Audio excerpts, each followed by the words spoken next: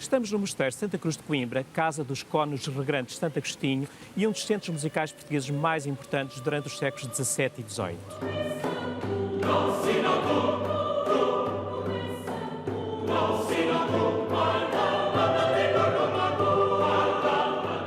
Foi fundado em 1131, mas resta pouco da sua fase românica. Ele foi reconstruído por Dom Manuel I no princípio do século XVI. Aqui vivia uma comunidade musical autossuficiente que utilizava os seus próprios monges como cantores, instrumentistas, compositores e fabricantes de instrumentos. Durante os 5 anos de noviciado, os monges estudavam música e órgão, mas todos que tocassem outros instrumentos que pudessem ser utilizados nos serviços litúrgicos deviam fazê-lo. Vamos ouvir o vilancico Sacchi Turzante Pleta, de 1647. Aqui todos são gente preta e fazem uma festa ao menino seu Deus. Cantam, tocam, dão vivas a Nossa Senhora e São José.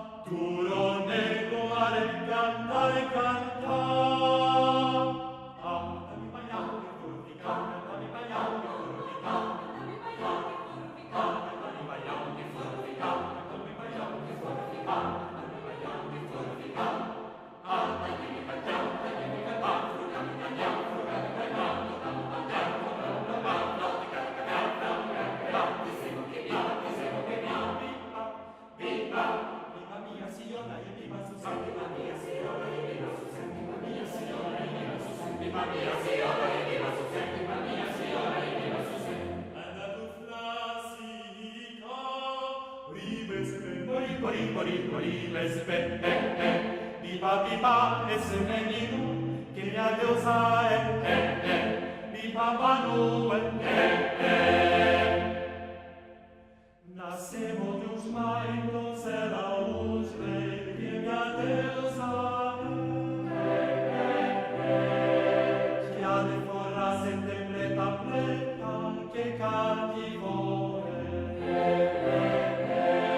dar sua vida por ela que amigo até morrer. Vamos fazer o gesto, vamos fazer o gesto, ao menino Manuel. Vamos fazer o gesto, vamos fazer o gesto, ao menino Manuel. Vamos fazer o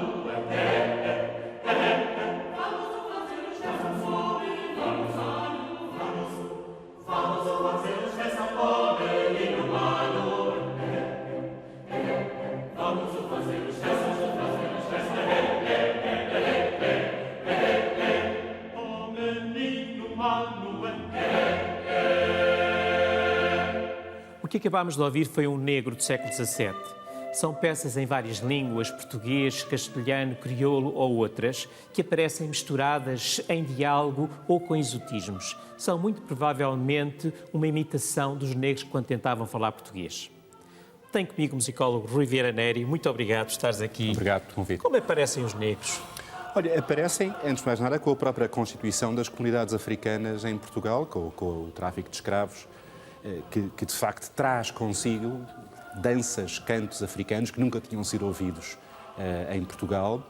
E como as celebrações do Natal tinham sempre esta componente de celebrar toda a comunidade nacional numa adoração simultânea ao Deus Menino, havia um espaço também para estas canções. Permitia incluir os negros. Exatamente. Permitia, na dupla perspectiva, de os integrar, de os fazer se sentir integrados e, ao mesmo tempo, de criar um efeito exótico, de entretenimento na cerimónia, porque, estás a ver, Havia um português adaptado às gramáticas africanas que tinha para os portugueses um efeito cómico, exótico.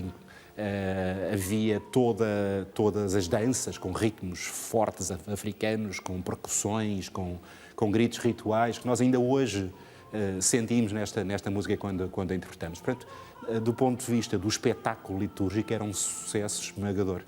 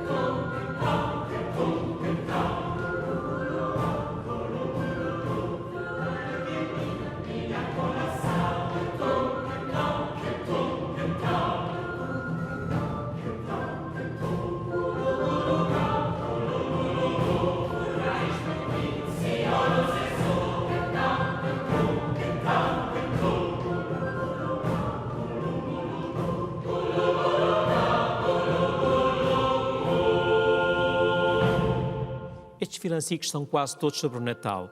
Os negros juntam-se para celebrar o nascimento do menino Jesus, mas acabam sempre em festa, numa festa desenfreada. E a música traduz bem essa vivacidade africana. Através do uso de onomatopeias, imitando o som dos instrumentos, no vilancico anterior ouvimos, por exemplo, que-tum, que-tão, que-tum, que-tão, ou através de um ritmo muito elaborado. A polirritmia, por exemplo, um ritmo binário, é trincar com a mão um burico a pé, sobreposto a um ternário. Que se nós o Deus o é, que se nós o Deus o é. Ou então uma alternância entre uma pulsação binária e ternária, como aqui, e completo de Santo Tomé, é.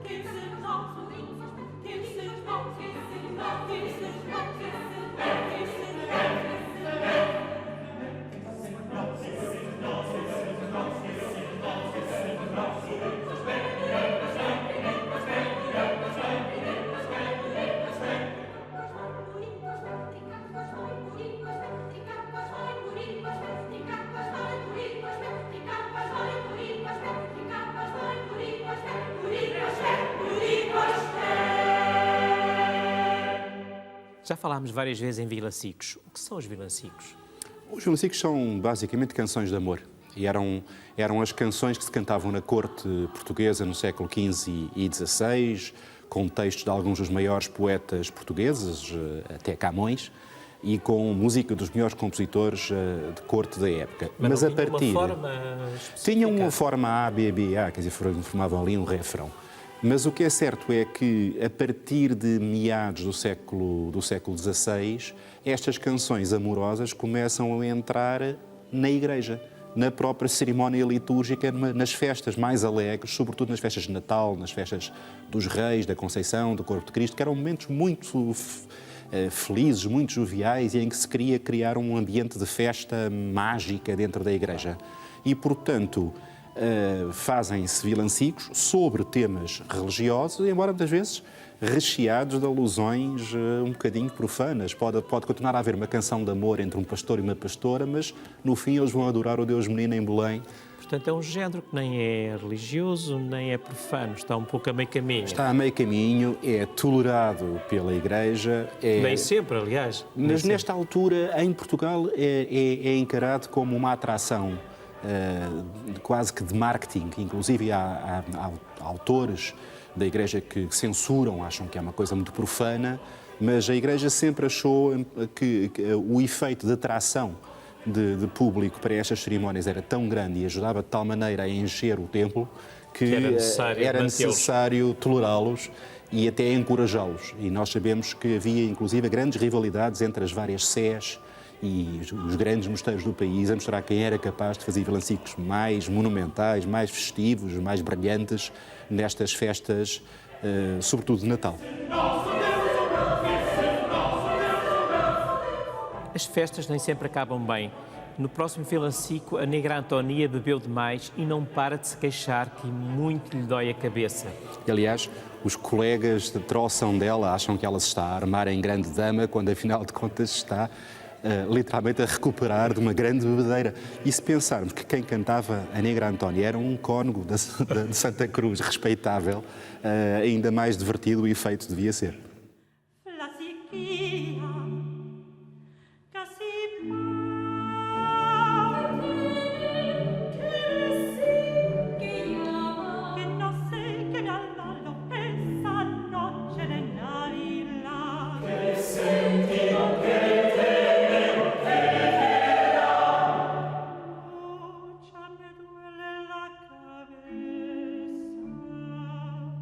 Tu rossa maneis,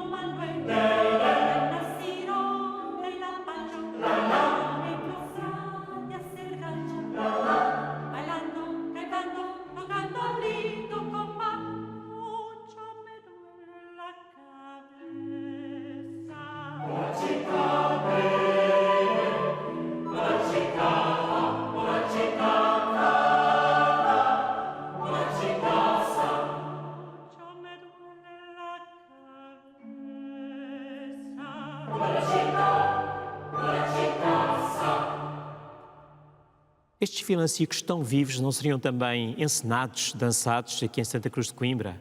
Bom, nós não sabemos muito sobre a maneira como eles eram interpretados. Agora, do que não há dúvida é que eles tinham uma componente teatral evidente, com um diálogo cómico ainda por cima.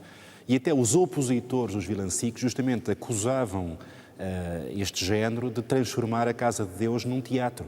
No entanto, dizia um teólogo de Santa Cruz de Coimbra, não há nada de que o bom não se possa servir para o bem, tal como não há nada de que o mau não se possa servir para o mal. E, portanto, esta lógica muito pragmática era de que a festa era boa se o propósito da celebração litúrgica era um propósito elevado, espiritual e de fé. E, portanto, realmente havia aqui um suporte dramático, teatral, embora nós não saibamos se havia adereços, não havia certamente cenários, e não nos esqueçamos... Fatos? Não haveria fatos? Talvez. Não nos esqueçamos, de qualquer maneira, que estes negros não são compostos por africanos, são compostos pelos cônegos de Santa Cruz, os mesmos que compunham peças latinas muito solenes para as festas mais majestosas e que aqui se deviam divertir imenso a fazer estas peças com um caráter tão teatral, tão cómico e tão bem-humorado.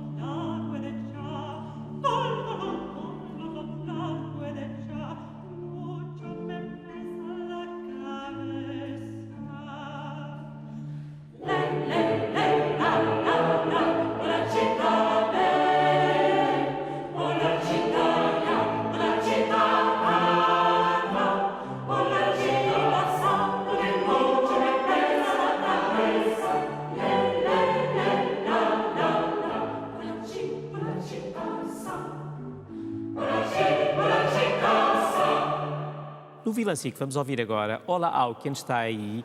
Um castelhano zanga-se com um negro de Angola por ele estar ali, mas ele não se vai embora, veio para tocar viola a um senhor que está aqui, o menino Jesus, claro.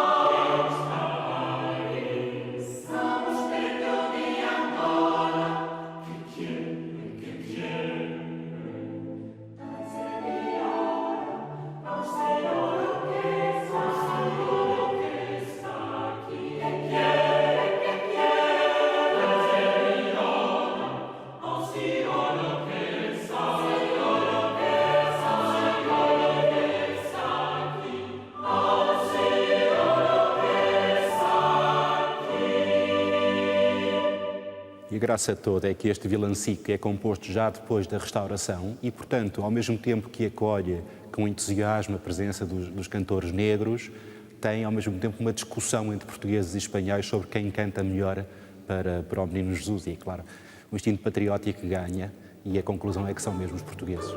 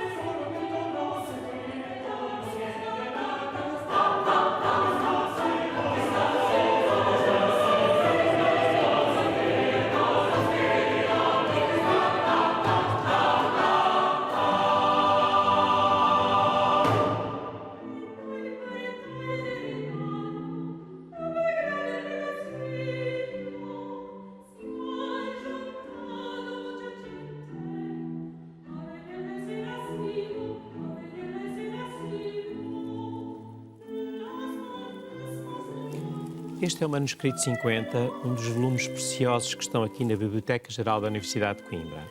O manuscrito está, infelizmente, em muito mau estado, com manchas e buracos.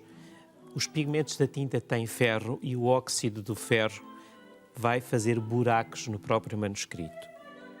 Cada página tem, em geral, 10 ou 11 pentagramas, mas tem peças diferentes numa mesma folha. Aqui tem uma em cima e tem uma peça diferente em baixo, que continua a seguir.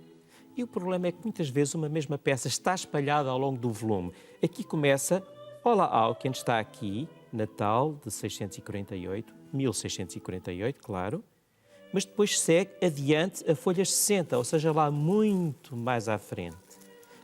Aqui está indicado, mas às vezes não está, o que torna a transcrição muito complicada. Neste vilancico, Olá gente que aqui samo, os negros dão presentes ao menino Jesus. Nós queremos ir a Belém, levar uns presentia dos coisas de nossa terra, palaciolo pálida.